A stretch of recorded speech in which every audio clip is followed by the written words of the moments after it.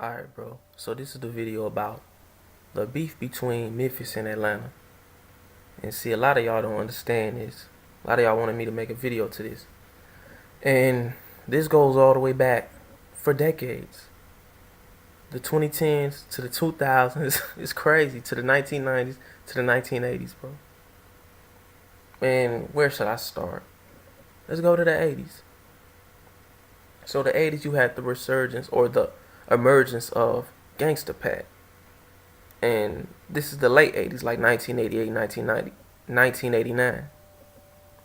And he was a gangster rapper coming out of Memphis. The first one, really, the first one to make it big. And he was young. I think he was around 16, 17 years old. And he eventually got signed to a major label. One of the first artist out of Memphis, rapper out of Memphis, to get signed to a major label.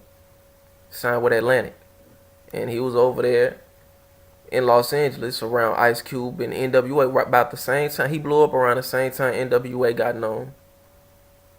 And this is shunned from history. A lot of y'all don't know this. But as time went on, his flows and the Memphis flows, a lot of artists from Memphis as well, they feel as if they have been shunned, and history has proven this.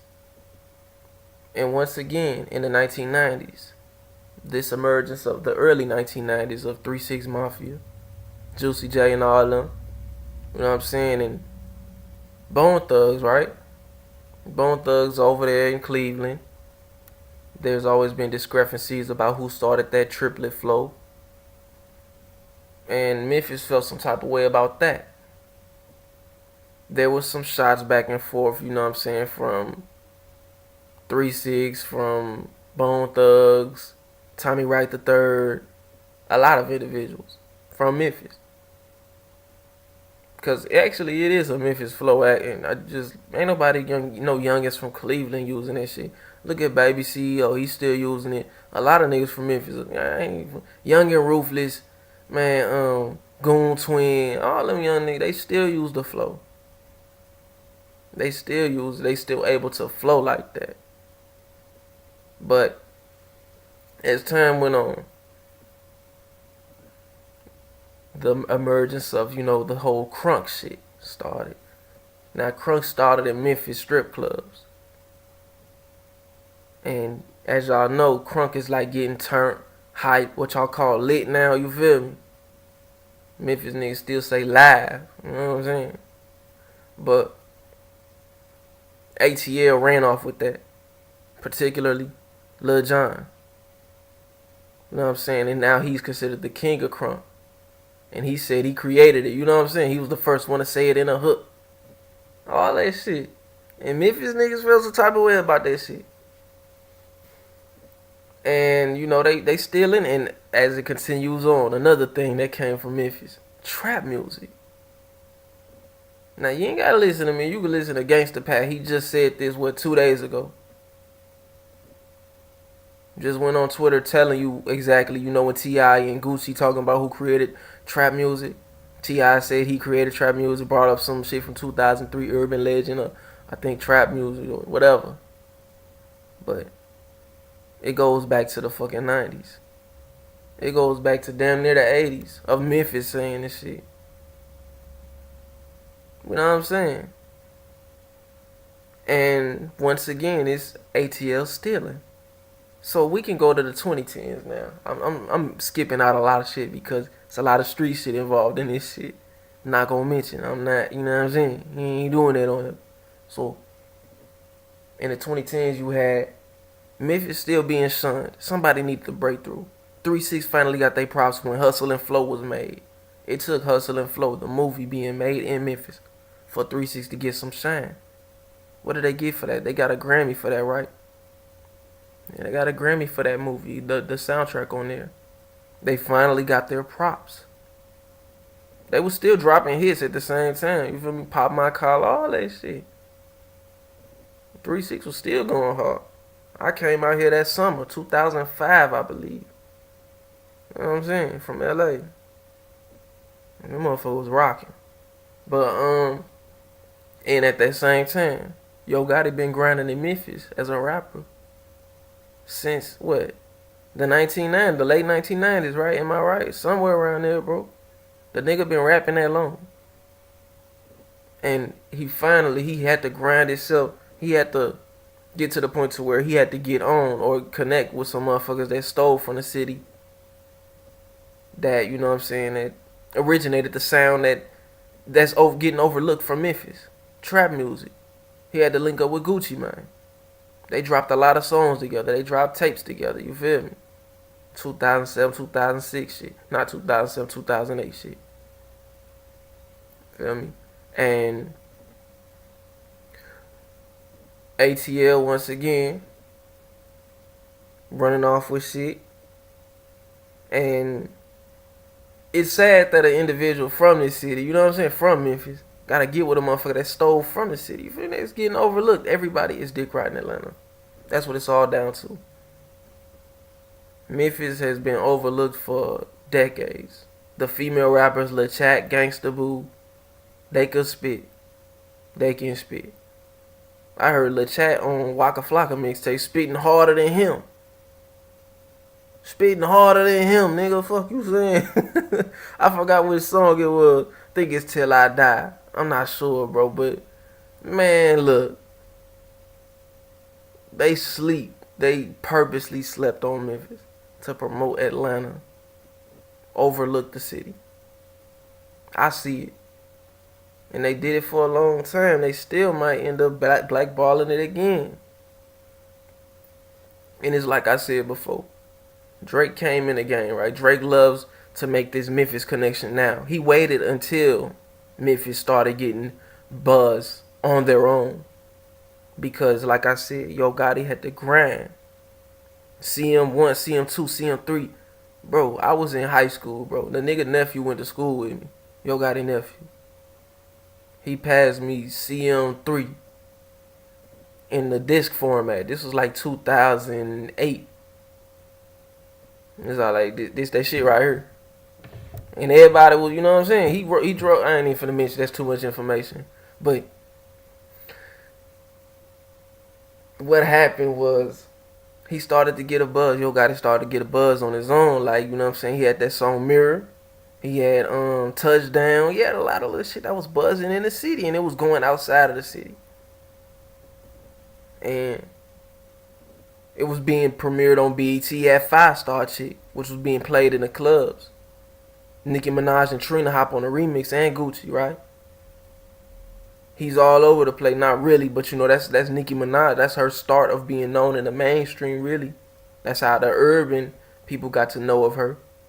Because of her verse on there. That was my first introduction to Nicki Minaj. I'm sure individuals heard of her before that, but on Yo Gotti 5-Star Chick, that's where a lot of motherfuckers in Memphis first seen her. So, and Gucci tapes. A lot of motherfuckers, you know what I'm saying, if you was listening to Gucci too. But I ain't really fuck with that shit like that when it came to that bullshit. But as time went on, he started to get recognized, and you know there was some Yo Gotti and Gucci beef. You know what I'm saying? I ain't gonna mention that, too much street shit involved. But Gucci ended up signing a bunch of motherfuckers from Memphis, trying to. One of the individuals was Young Dolph, 2012.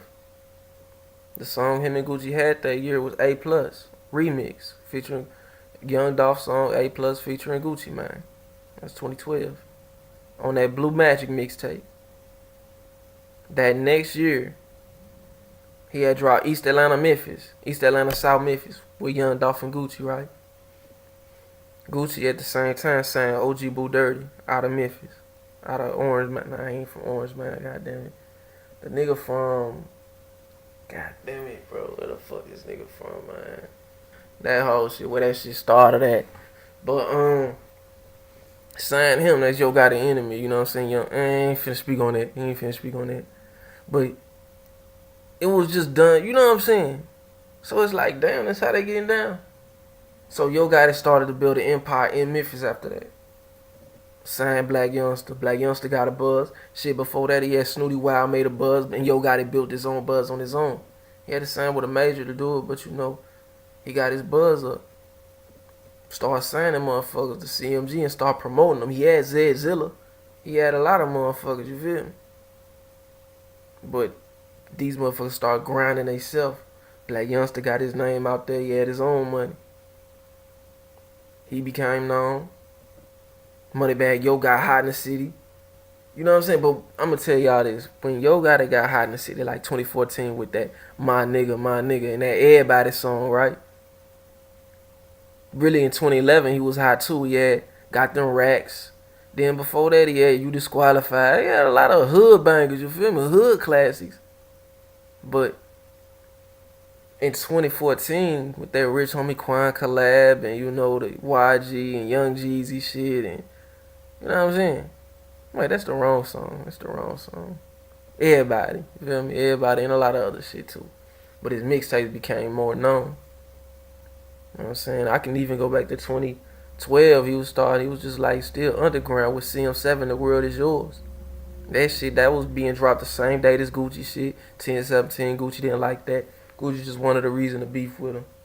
You know what I'm saying? Jealous because that nigga smashed this chick. But as time went on, you see that once Yo Gotti got a name in the city, Drake pops in. 2014, Yo Gotti getting his name up, right? Who pops in? Motherfuckers never loved us. Worst behavior. Nigga been in the game since 2009. Really like 2009. I'm talking about Drake.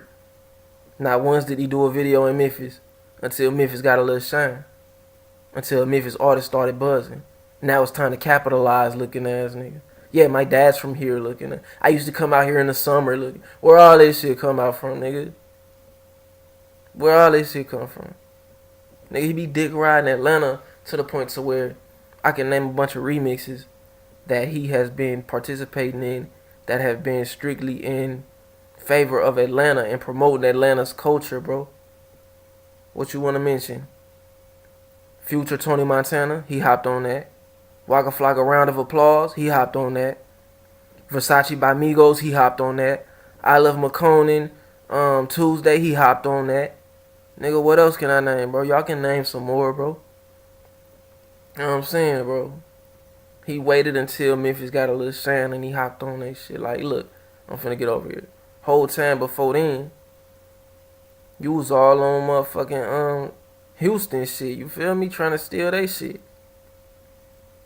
His whole flow too. I ain't finna mention. I'm going on a little Drake rant, but I'm just using that as an example of him choosing when to align himself with a city.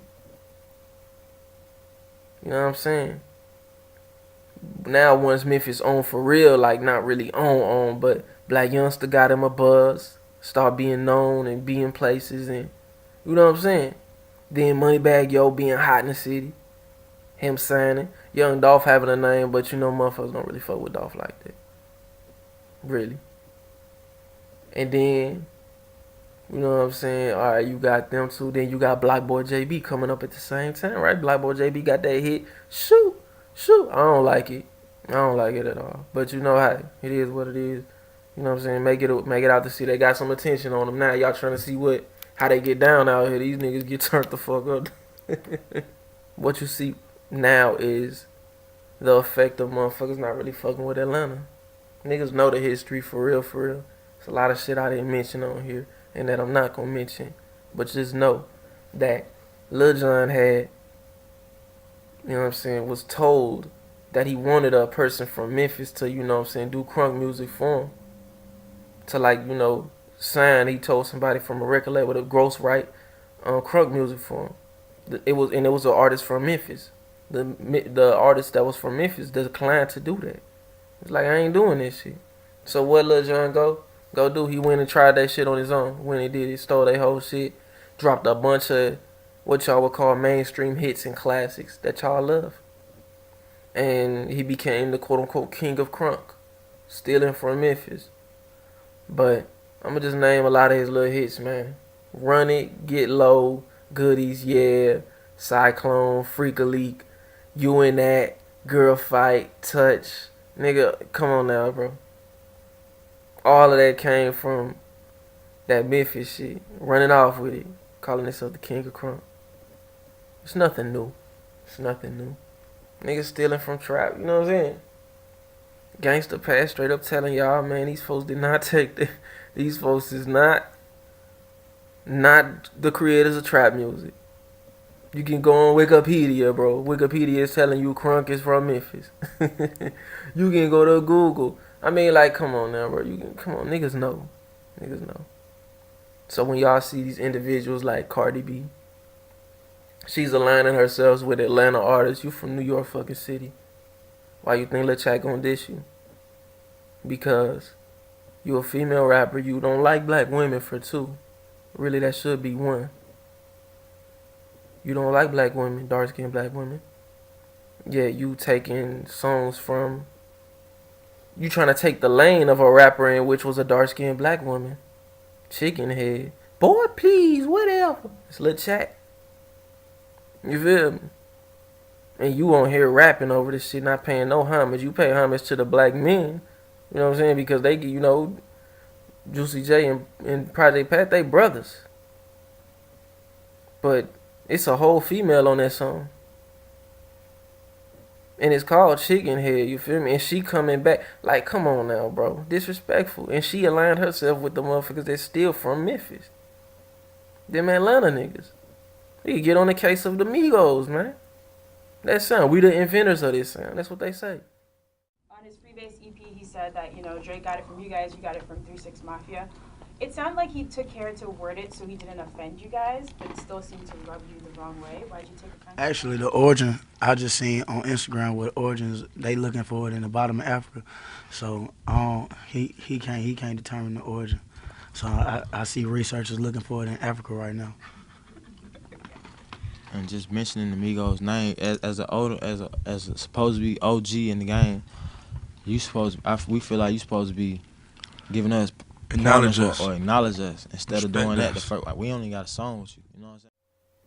Like 3-6 don't exist. Y'all wonder where this shit coming from, bro. Are y'all starting to get it now?